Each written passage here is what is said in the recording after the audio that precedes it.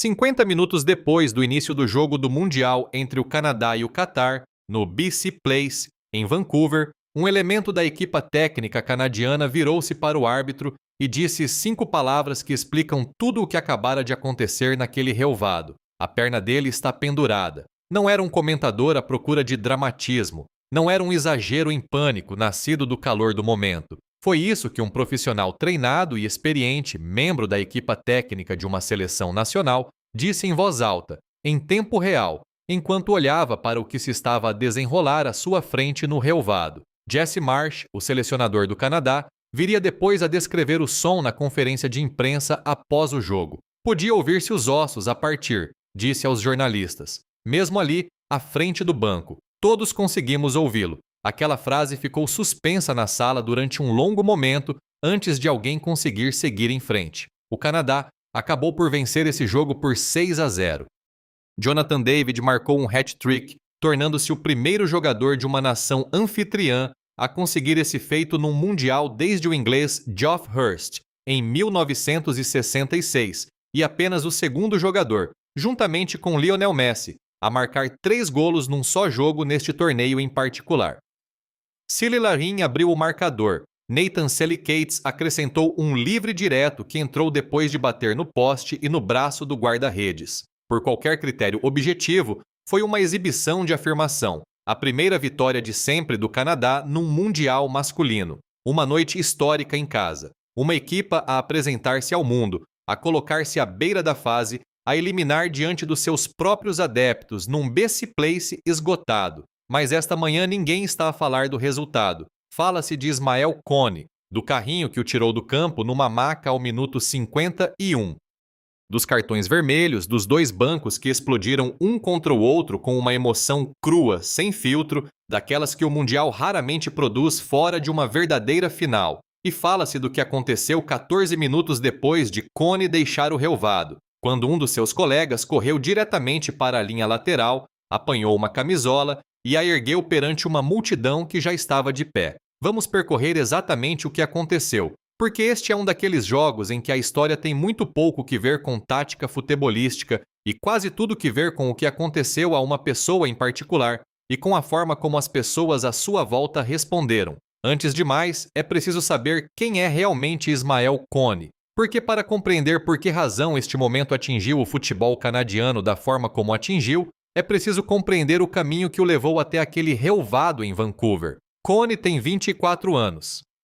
Cresceu no CF Montreal, o mesmo clube que produziu alguns dos talentos jovens canadianos mais importantes da última década. A estrutura de Montreal terá ficado impressionada não apenas com o seu potencial, visível quase de imediato, mas também com a rapidez com que transformou essa capacidade bruta em verdadeira qualidade de primeira equipa. Houve interesse inicial de clubes ingleses, incluindo uma mudança para o Sheffield United, que acabou por não se concretizar. Nessa altura, optou por ficar em Montreal e deixar que o seu desenvolvimento seguisse o seu curso, em vez de forçar uma transferência antes de estar preparado. A partir daí, a carreira levou-o por Watford, Marsella e Rennes, na Europa. Uma fase que, segundo a maioria das avaliações, incluindo a sua própria, foi irregular. Houve lampejos de qualidade. Momentos em que se via exatamente por que razão se falava tanto dele, mas não a sequência sustentada de forma que estabelece plenamente um jogador ao nível internacional. O salto chegou esta época no Sassuolo, na Série A italiana. Algo encaixou. No início deste ano, marcou um golo subtil de chapéu contra o AC Milan. Assistiu outro golo e construiu aquilo que pessoas próximas da seleção canadiana descreveram como a fase mais consistente da sua carreira, precisamente quando o Mundial chegou. Também há uma história entre Kone e Marsh que importa aqui, porque diz algo importante sobre a relação que esta lesão veio interromper. Em setembro passado, durante um amigável contra a Romênia, Kone foi substituído quando o Canadá estava em vantagem e reagiu com frustração pública evidente.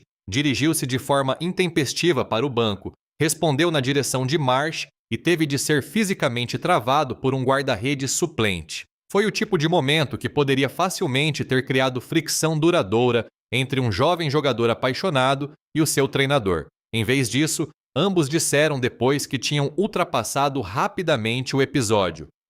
Connie falou abertamente sobre o quanto aquela camisola significava para si, sobre o que representava realmente vesti-la. O fato de um jogador que mostrou, de forma pública e emocional, exatamente o quanto esta equipa significa para ele ter sido aquele a sair do relvado numa maca, no meio da noite mais histórica do Canadá, ajuda a explicar por que razão tudo o que se seguiu teve um impacto tão forte, não só nos adeptos nas bancadas, mas em cada pessoa que entrou depois naquele balneário. Passemos agora ao jogo em si e ao que aconteceu realmente dentro de campo antes de começar o caos. O Canadá já controlava completamente a partida antes de chegar o minuto 51, 3-0 ao intervalo. Jonathan David com 2 golos, Sili Larin com o primeiro. O Qatar já jogava com 10. Roman Ahmed tinha sido expulso na primeira parte por uma falta como último defesa sobre Tajon Buchanan.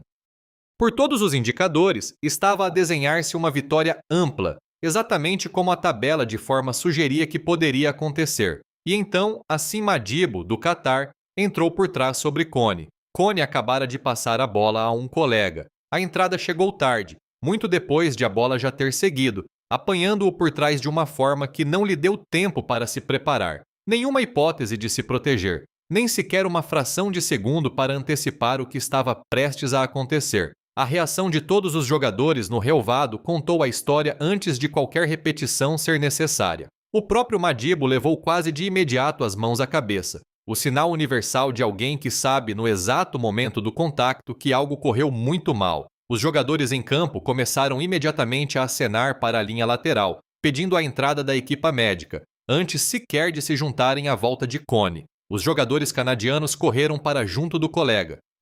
Os médicos da seleção canadiana colocaram quase de imediato uma tala pneumática à volta da perna lesionada, uma medida de emergência habitual para estabilizar uma fratura antes de qualquer tentativa de movimentação. E enquanto Connie permanecia no relvado a receber assistência, jogadores dos dois lados começaram a envolver-se em confrontos, com as emoções a ultrapassarem por completo a compostura profissional que normalmente se mantém numa paragem deste tipo. Vários relatos usaram a palavra rixa para descrever o que rebentou entre os bancos, à medida que os ânimos se exaltavam em redor da maca. O árbitro chileno Christian Garay mostrou inicialmente cartão amarelo a Madibo. Depois de uma revisão do VAR, a decisão foi alterada para vermelho direto por conduta violenta grave. O Qatar, que já jogava com 10 desde a primeira parte, ficava agora reduzido a 9. Foi apenas a terceira vez na história dos mundiais que uma equipa ficou reduzida a 9 jogadores.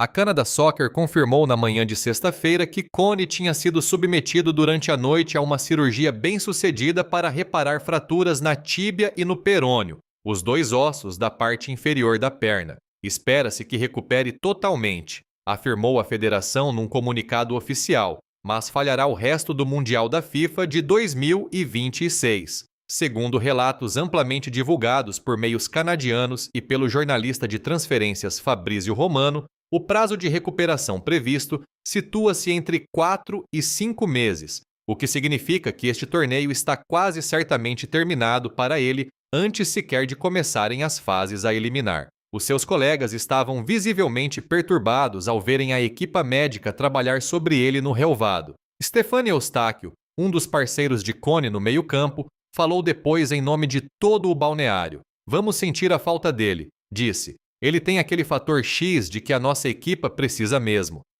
Quando Connie foi finalmente estabilizado e retirado do BC Place numa maca, o público no estádio levantou-se. Uma ovação de pé para um jogador levado para o hospital no meio do jogo mais histórico da sua própria equipa. Segundo relatos, os adeptos gritavam o seu nome enquanto ele era transportado para fora do campo. E, da maca, Connie levantou o polegar e acenou ao público enquanto desaparecia pelo túnel. Essa imagem, a de um jovem de 24 anos com a perna partida a acenar ao seu público a caminho da cirurgia, foi a que circulou mais amplamente do que qualquer resumo de golos daquele jogo. Marsh confirmou na conferência de imprensa pós-jogo que ainda não tinha falado diretamente com o jogador, porque Connie continuava em cirurgia nesse momento. A mãe e a família estavam com ele no hospital. Marsh disse que tencionava ir vê-lo pessoalmente assim que a conferência de imprensa terminasse. A Canada Soccer confirmou mais tarde que Connie ficaria mais uma noite no hospital antes de se juntar novamente à equipa, assim que tivesse alta e autorização médica. 14 minutos depois de Connie ser retirado do relvado, Nathan Selicates bateu um livre direto que acertou na parte interior do poste, voltou ao braço do guarda-redes e entrou na baliza. Quando Selicates arrancou para festejar, formou o número 8 com as duas mãos, o número de Connie no plantel. Depois correu até a linha lateral, apanhou a camisola de Connie que tinha sido deixada ali e ergueu-a para que todo o estádio a visse. Segundo todos os relatos de quem estava dentro do BC Place, a resposta do público foi ainda mais ruidosa do que a ovação que tinha saudado o próprio golo. Esse tipo de homenagem não se escreve num guião, ninguém a desenha num quadro antes do apito inicial. Acontece porque um grupo de pessoas se preocupa genuinamente com quem acabou de ser levado do campo numa maca e queria que ele, estivesse onde estivesse naquele momento, soubesse disso. É aqui que a história se torna mais complicada e onde as consequências do pós-jogo se transformaram numa controvérsia própria. No final, com o Canadá a ter aumentado a vantagem até completar o 6-0, houve uma altercação clara e amplamente relatada no relvado entre os bancos canadiano e Qatari. Jesse Marsch e o selecionador do Qatar, Julen Lopetegui, envolveram-se numa troca acalorada captada por várias câmaras. As imagens mostram Marsch a lançar os braços ao ar e a afastar-se do banco Qatari, visivelmente frustrado. Membros do banco e da equipa de apoio do Qatar terão continuado a confrontar a equipa técnica canadiana, obrigando os adjuntos do Canadá a intervir antes que a situação escalasse ainda mais. Jogadores de ambos os lados envolveram-se em empurrões e trocas de palavras agressivas dentro de campo. A própria história de Julen Lopetegui acrescenta uma camada de contexto que vale a pena compreender. O treinador espanhol foi celebremente demitido do cargo de selecionador de Espanha na véspera do Mundial de 2018, na Rússia, poucas horas depois de ter sido anunciada publicamente a sua contratação como treinador do Real Madrid. Nunca chegou a orientar um único jogo de Mundial por Espanha. Passou os anos seguintes a treinar o Sevilha, o Wolverhampton e o West Ham, antes de ser nomeado selecionador do Qatar em maio de 2025, especificamente para os preparar para este torneio. Num sentido muito real, Vancouver, na noite de quinta-feira, foi o primeiro jogo de Mundial que Lopetegui alguma vez orientou em toda a sua carreira de treinador. A sua reação aos acontecimentos da noite e o confronto pós-jogo com Marsch têm de ser vistos em parte através dessa lente, embora o contexto explique mais do que desculpe o que se passou dentro e à volta do relvado. A Comissão Disciplinar da FIFA abriu, entretanto, uma investigação formal aos incidentes. As duas federações nacionais estarão sob escrutínio por não terem conseguido controlar o seu pessoal, e a FIFA está a analisar se jogadores, treinadores ou elementos das equipas técnicas usaram linguagem ou ações que tenham agravado a desordem. Dependendo das conclusões da análise, estão em cima da mesa suspensões de banco e sanções financeiras. A avaliação incluirá, segundo relatos, a possibilidade de a conduta de qualquer um dos treinadores durante a troca pós-jogo ter contribuído para a quebra geral de compostura dos dois lados. Marsch disse muito pouco publicamente sobre o confronto com Lopetegui em si. O seu único comentário foi, como é habitual nele, direto e seco. "Não vou desperdiçar um único segundo a falar disso", disse aos jornalistas. "Não vale o tempo de nenhum de nós. Aquilo sobre que esteve disposto a falar longamente foi a sua reação à forma como o Banco Qatari respondeu ao cartão vermelho naquele momento. Marsch descreveu-a como um comportamento muito estranho. Disse que não conseguia perceber como é que um banco inteiro podia estar a argumentar que a expulsão estava errada, enquanto um jogador da equipa adversária estava deitado no chão à sua frente com uma perna partida. Uma falta clara que partiu a perna a um jogador, disse Marsch, e a reação deles foi contestar a decisão. Foi isso, nas suas próprias palavras, que considerou verdadeiramente inexplicável. Mas há um detalhe nesta história que complica qualquer leitura simples dos acontecimentos, e foi o próprio Marsch que fez questão de o destacar. Depois de ser expulso, Assim Madibo entrou no balneário canadiano especificamente para pedir desculpa a Connie pessoalmente. Não foi uma declaração através de um assessor de imprensa. Não foi uma mensagem transmitida por um tradutor. Ele entrou e disse-o diretamente. Marsch confirmou que isso aconteceu. O próprio Cone disse aos seus colegas que o pedido de desculpa tinha sido feito, e Marsh teve o cuidado de dizer que não acreditava que Madibo tivesse tido intenção de provocar uma lesão daquela gravidade. Não acho que ele quisesse uma situação tão horrível, disse Marsh. Não o culpo por isso. Duas respostas muito diferentes ao mesmo incidente, vindas da mesma equipa, no espaço da mesma hora. O jogador que fez a entrada entrou no balneário adversário e pediu desculpa. O banco que a presenciou passou esse mesmo período a contestar a decisão do árbitro. Essa tensão entre responsabilidade individual e reação coletiva está no centro do que tornou a noite de quinta-feira tão complexa e tão difícil de processar. Passemos agora à história futebolística que corre por baixo de tudo isto, porque ela merece verdadeiramente atenção, mesmo no meio da emoção. A vitória do Canadá por 6-0 sobre o Catar coloca a equipa no topo do Grupo B antes do último jogo da fase de grupos contra a Suíça, marcado para 24 de junho, em Vancouver. De acordo com a classificação atual, Canadá e Suíça estão empatados com 4 pontos, com o Canadá à frente pela diferença de golos. Um empate, ou melhor, contra os suíços, confirma a presença do Canadá nos 16avos de final pela primeira vez na era moderna do torneio. Este é o momento para o qual o futebol canadiano tem vindo a trabalhar há anos. A exibição de Jonathan David na quinta-feira merece reconhecimento próprio. O seu hat-trick fez dele o primeiro jogador de uma nação anfitriã a marcar 3 vezes num jogo de Mundial desde Geoff Hurst pela Inglaterra em 1966. Foi também o primeiro jogador da Série A a marcar um hat-trick num Mundial desde Roberto Baggio, em 1998. Na Juventus, esta época, David realizou uma campanha notável, e a forma que trouxe para este torneio é o melhor período da sua carreira profissional. O que fez no BC Place, na noite de quinta-feira, no relvado do seu país e diante da sua gente, é o tipo de exibição que define como uma carreira será recordada muito depois de as classificações terem sido arquivadas. Alphonso Davies, entretanto, continua a trabalhar para regressar. O capitão do Canadá não joga pela seleção desde março de 2025, quando rompeu o ligamento cruzado anterior nas finais da Liga das Nações da CONCACAF. A sua recuperação foi longa e complicada, com o Bayern de Munique também, segundo relatos, cauteloso quanto à sua disponibilidade durante a época da Liga dos Campeões.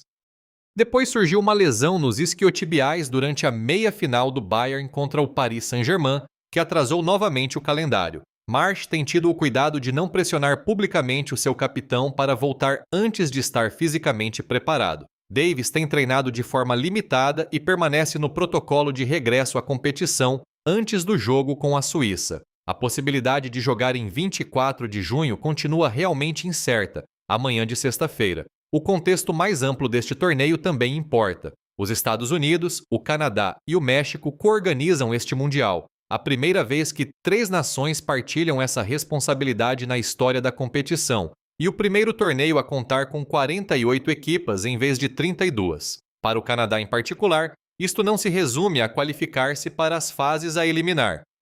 Trata-se do que este torneio significa para um país que esperou gerações para ver a sua seleção masculina competir num Mundial em solo próprio. O pano de fundo político também esteve presente ao longo de toda a preparação, com o Canadá e o México a terem sido visados desde cedo por medidas tarifárias de Washington após a tomada de posse do presidente Trump, acrescentando uma camada de tensão a uma organização conjunta que já prometia ser complicada. A noite de quinta-feira deveria ter sido uma celebração simples. Em vez disso, tornou-se uma daquelas noites que mostram todo o espectro do que o desporto a este nível contém. Marsh usou a palavra abalado para descrever o balneário depois da lesão. Fez uma comparação direta com o momento, em 2024, em que Tajon Buchanan sofreu uma lesão grave no treino que acabou com as suas próprias esperanças no torneio antes mesmo de começarem. Essa palavra, abalado, tem aqui peso real. Não foi um contratempo tático. Foi ver um colega e amigo ser levado numa maca no meio do que deveria ter sido a noite mais orgulhosa da sua carreira, enquanto a família estava nas bancadas, e depois correu para um hospital que não esperava visitar nessa noite. E ainda assim, segundo o próprio Marsh, o balneário encontrou forma de voltar a concentrar-se e terminar o jogo. Não porque tivesse ultrapassado o que aconteceu, mas porque terminar o trabalho era aquilo que acreditavam que o próprio Cone teria querido deles. Há muitos pensamentos a passar-nos pela cabeça neste momento, disse Marsh. Estamos todos a pensar nele, mas estamos todos muito orgulhosos daquilo que somos. Essa frase, orgulhosos daquilo que somos, carrega muito neste momento. Não é uma frase polida de pós-jogo para as câmaras. É uma declaração de identidade de uma equipe que acabou de vencer o seu primeiro jogo de sempre num Mundial por 6 golos, enquanto um dos seus jogadores mais importantes estava em cirurgia, e que encontrou uma forma de segurar essas duas realidades ao mesmo tempo sem deixar que uma anulasse a outra. O futebol de Mundial produz momentos como a celebração homenagem de Nathan Sally Cates, precisamente por causa daquilo que está realmente em jogo para as pessoas envolvidas. Não apenas o resultado, não apenas os pontos ou a posição no quadro, mas as pessoas que vestem aquelas camisolas, os anos de preparação e as coisas que só se tornam visíveis entre colegas exatamente nestes momentos. A ovação de pé dentro de um estádio esgotado para um jogador levado para o hospital é um lembrete de que, por baixo de cada resultado e de cada estatística, este é um jogo humano, jogado por pessoas que se importam profundamente umas com as outras e com aquilo que representam. O confronto entre Marsh e Lopetegui e entre os dois bancos lembra que esses mesmos riscos humanos podem transbordar para algo mais confuso e mais difícil de encarar quando as emoções sobem tanto. Ninguém saiu daquela troca a parecer composto. Nenhum dos treinadores pareceu particularmente interessado em revisitá-la depois diante dos jornalistas. A FIFA está agora envolvida, o que significa que a análise formal seguirá o seu curso independentemente do que qualquer uma das federações preferisse. O que acontece a seguir está verdadeiramente em aberto. A recuperação de Cone de uma dupla fratura da tíbia e do perônio, com a cirurgia já concluída com sucesso, deverá demorar pelo menos entre 4 e 5 meses. Este Mundial está quase certamente terminado para ele. Para um jogador que acabara de encontrar a fase mais consistente da carreira, precisamente no momento em que isso mais importava, é um desfecho brutal em todos os sentidos da palavra. O Canadá segue em frente com um plantel que mostrou qualidade extraordinária dentro de campo e solidariedade genuína fora dele. Entra no último jogo da fase de grupos contra a Suíça, em 24 de junho, a carregar mais do que 4 pontos e uma diferença de golos favorável. Leva consigo o número 8 de Cone, e se a noite de quinta-feira no BC Place serve de indicação sobre quem esta equipa realmente é, então não vai permitir a si própria nem a ele esquecer isso.